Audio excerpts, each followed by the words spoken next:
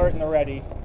Now the tactical carry is when, contacting with the enemy is not expected at all. Now in here, you'll never really find that because of how close and tight the SCA is. However, if you go to some of the bigger ops, like Pines Plain or Arena, stuff like that, where your spawn might be a half a mile, quarter mile away, you're not going to be running around with, at the alert or the friggin' ready all the time. You're going to be tactical, simple, just run, just like this. And I know there's some other guys here in the Army. We got another Army guy here, I'm sure he knows. So if I miss anything or somebody has something to add, feel free to jump in. But it's just cool to keep it constructive.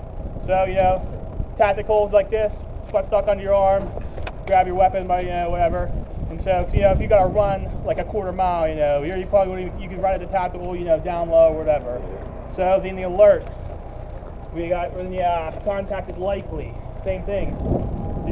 Just like this, butt stuck up in the pocket of your shoulder, hand grip or magazine wall, whatever you feel comfortable with. Muzzle's down, but you're looking up over top. And anywhere you go with your eyes, your muzzle's going too. All right, then we have your ready, and that's when contact with the enemy is intimate. And that's your butt stuck up in the pocket of your shoulder. You're looking down your sight, same thing. And in close here, you don't need to be aiming for your peep sights if you have iron sights on your weapon. I know a lot of guys got red dots with the shields on them to keep them from breaking and stuff like that. In close like this, if you got like a M4, any type of variant, you can even take your freaking carry handle off. You can just aim off your front sight post. Okay? Because you're not going to need, need to use your peep sights. I know with Airsoft, a lot of guys too, they just guide off wherever they can see their BBs going too. So, all right. Short stocking, everybody knows what short stocking is, yes or no? No. No? Okay. So if this is if I'm aiming down like this, it's considered like a full stock. However, if I need to go around like this corner or whatever, and I have a full-size rifle, say I'm the stack leader, so I'm going to need a short stock my rifle. So I'm going to take the butt stock out of the pocket of my shoulder, and it's going to go back by the side of my head. I mean, if you have a vertical grip and have it up here, I mean, you can get pretty crazy with this. Because the recoil on the real, M16A2 is negligible. Yeah. I mean, if you're a grown man or whatever, you can easily handle the recoil off any M4 carbine, M2, M4, whatever. So say we got, vertical grip, I can go like this. Thumb up in the stack like this. I short stack my rifle pretty much as I can get it to go. I'm going to come, come around it like this. Because if I didn't, and I kept it as a long stock, then, it's all, like I said before, it's angles and geometry. Then I have to come all the way out here like this. So, and I'm exposing more of my body where if I short stack it. Plus, I can come around that corner a lot faster if I'm stacked up like this. Pop out like this. Run through. So that's short stocking a rifle. You can do it either side, same thing. Like, you come up to the corner like this. This is fine for me to keep this on my right-hand side. Whenever you come up on the other side, if you need to switch your rifle to the left-hand side, and inside, you'll be constantly doing this. Or at least you should, until you start getting burned out, you start getting fatigued, and you start getting sloppy, and you're like, and not swapping your rifle around, you probably start getting shot. The same thing like this, if I came up to here, the guy behind me in the stack, my rifle will already be ready.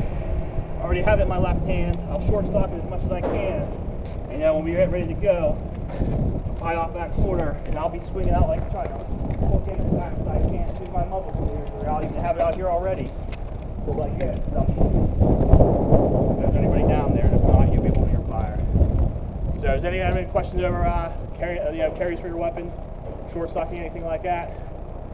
All right, individual movement. All right. A lot of guys have already done it before. Like guys, I saw you running through these things, like a tactical crouch. Pretty much, when you're getting down, pretty much it's the size of your silhouette versus speed. The lower you go, the lower your profile is, the slower you're going to move because of your body mechanics with your legs. So if I get super low like this when we're moving through, I'm a smaller target, but now my legs only move this fast. So I can still keep up the pace. But it's nowhere as fast if I come up a little bit.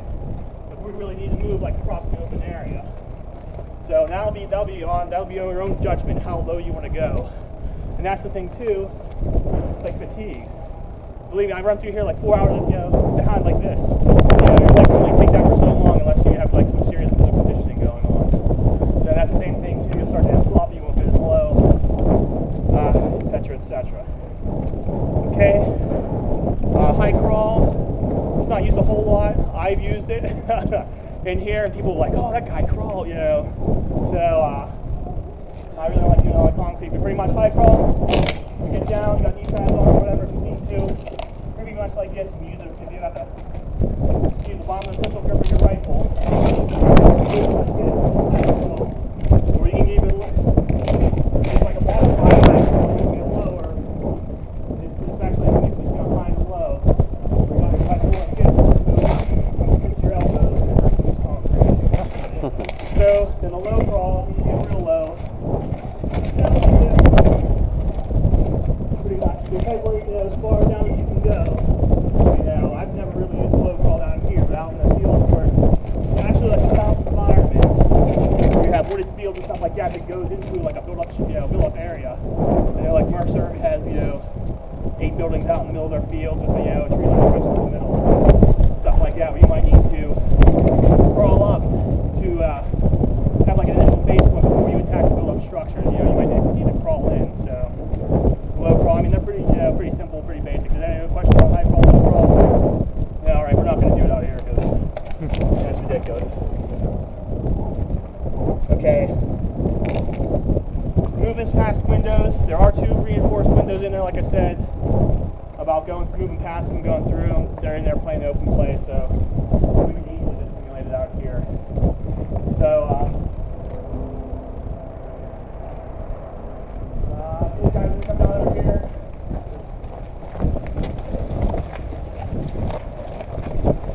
I get 4 guys, 1 4-man team. Over here. Like I said, just kind of picking the same 4-man groups you had.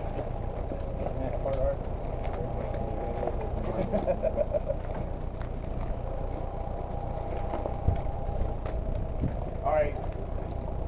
We'll say, this is going to be our window right here. Okay. We'll simulate like a door, whatever this brick is, it's like the edge of the door. So, that's the thing, like if you want to move past it and go through that door, you can. But if you might want to actually go through the window. But for this, we're just going to move, you're going past the window. So that's our wall or whatever, staying off the wall. We're good. We're trying to move to that door, but we know we got a window. So we're going to come off. I'm going to cover the window like this. Second guy, I'm going to crouch and go under use my muzzle. The far side of the wall, that he's going to stop, kind of aim back into the window. He's got me. I'm going to come over. Now you pretty much circle, pretty much try to circle around him. And staying low. You can even duck walk past this window. So down here like this, because he's covered, by the time he's over there, he's got that angle. Now as we come across, we pretty much need to cover this angle. So it's a side step, or if you can do it without crossing your legs. And don't flank him, because then I'll be moving up. And then everybody else will come through past him to get to this door and stack. So, does anybody have any questions on that? How about we run through that real fast? Go ahead. If you're in a situation where you have to go past a window and you are the only person, tie it. Then also, if you have to move past the window, figure 8. Figure 8 with your muzzle right through it. That way, if somebody's in there, if your muzzle's already moving, it's much easier to snap it from moving than it is to snap it from standing still. All right. Any questions on that? All right. 2, 3, 4. Go ahead. We'll go going across the window. So you can go underneath his muzzle until he gets to that side. Now he's got that, and then you're gonna swing around. Well, you got to cover that window too as you're moving. Cover that window too as you're moving past him, and don't flag him with his muzzle. We're gonna come down and come up. And now you're more worried about the door. We're going to.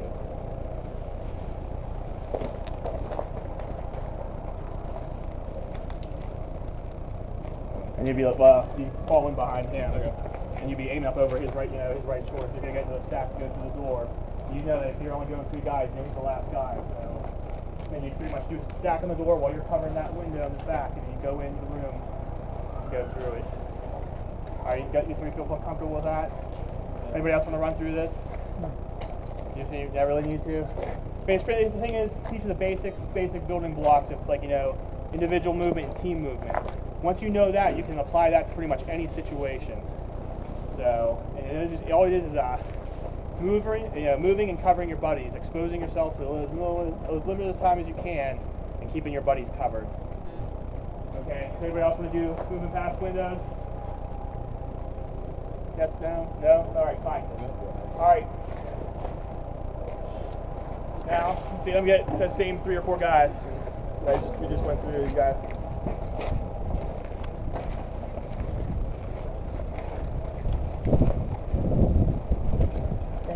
Alright, so we're going to move, so this is an isolated structure or whatever, off in the field, the wood line or whatever, and we're moving up to it. We've got a window right there between those 2 bricks. We're going to go through that window.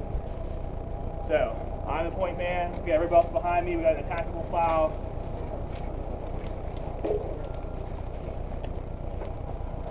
Like, alright, we're going through this window. Everyone's like, okay, we're going through the window. Alright, so we're going to move up. As I'm covering the window too, 2 man's going to split off, and he's going to cover the other side. Now you got to watch, same thing with doors and windows, it's called a fatal funnel. But to get through this freaking window, you know, as safely as we can, we've got to split off and have a guy on either side. So, and 6 man's covering our 6, you need angled out that way pretty much. When we get up to the window, you know, we pretty much can see in, he can see to the right, I can see to the left. So I'm like, I'm clear. Guy, he'll tell me, you get animated, okay, he's clear. Alright, well he's doing that. This sucks going through windows, especially if they're high. Like, I'm not that tall.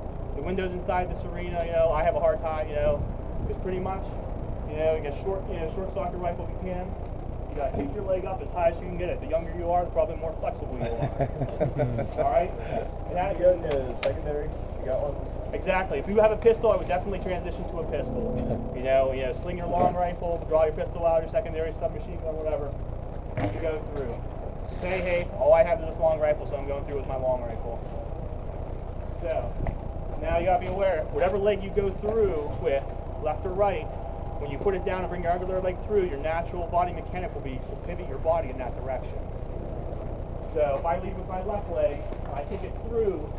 When I bring my right leg back in over top of this window ring, my ass is going to be probably right up on the sill. If I'm short like I am. If I bring my leg in, my body's going to make me pivot this way.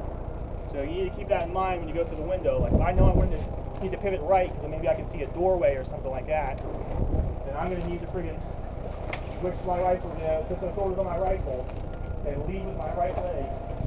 When I kick it through, you get up as high as you can, put your shin parallel, put your toes up. A lot of times if your toes sag, it's going to hook in the frame. And then you're going to be stuck like halfway into the window like this.